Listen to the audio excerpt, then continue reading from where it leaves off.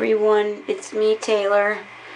I'm coming from you from my bedroom. No, I'm sorry, my bathroom. I can't think straight.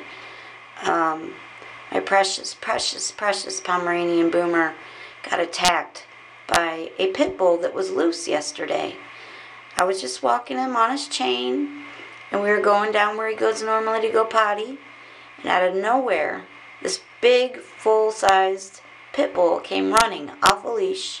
It was a tan and white, and before I could lift my dog off the ground, he clamped his jaws around his throat. And I was screaming because he was screaming. He screamed and screamed, and it wasn't like the regular yipe, yipe, yipe. It was like a human.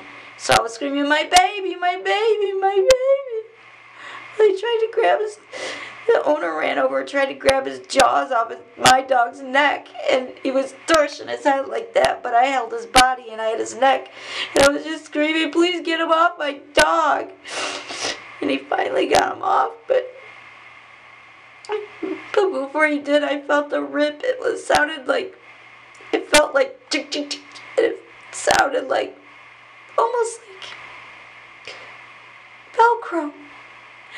All his fur around his neck came up over the top of his head, and I thought his head was gone. I was like, where's his head? But I could still hear him crying, so I knew his head was there somewhere. And that's when I realized that that dog had ripped all the fur around, and it was up over my baby's head and over his eyes.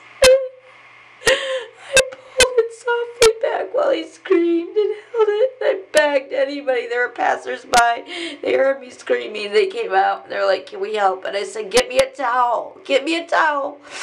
So they went home and got a towel, and I just held him and rocked him on the pavement. And they put a towel around his neck, and I just held him. And he stopped screaming. I thought he was dying in my arms. And it was Sunday afternoon. You know, what do? Is there a vet open?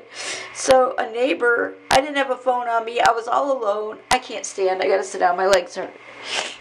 I was all alone. Angie was gone with Dew, thankfully, because if I had had Dew with me, one of the dogs would have been killed. I would have had to make a choice, and that would have been even worse. But some lady I didn't know came, and she asked a phone number who she should call, and I had her call Angie. And then Angie came flying like a bat out of hell with her mom in hot pursuit, and they took me and Boomer. I had him wrapped up, and I was holding him in my arms, and he was just laying, so he was in shock. And we got him to the hospital. It was like a human hospital. I mean, there were people, nurses, triage, and they just took him straight away and ran him back. And they said, can we give him an IV and pain meds? I said, do everything. Do what you do to save him. Save him. And they took him in the back, and we just waited, and they gave me some. At this point, I hadn't really freaked out yet. And then they gave me paperwork and told me to go sit down. And then they said, oh, by the way, you might want to use the restroom and wash up. And that's when I really looked at myself, and I had Boomer's blood everywhere. It was on my shirt. It was on my arms up to the elbow. It was even encrusted in my medical bracelet. And then I broke down. I just cried so hard. I just couldn't believe what I just been through. It was my baby. He's just such an innocent, loving, pure soul. To have him go through that, And I used to love all animals, pit bulls and all, but now I'm afraid of them. They're too, they may be good with people if they're raised right, but they're not good with other animals. I mean, he just wanted to kill him. He was out for blood. And he was staring at me, Boomer, with such, help me, in his face, help me. And Angie came, and we went to the hospital, and they said they couldn't do anything to help his wounds until they found out if he had head trauma from being shaken or paralysis from his neck being shaken. Well, thankfully, thank God, they gave him hydromorphone, which is dilaudid. I have that in my pump.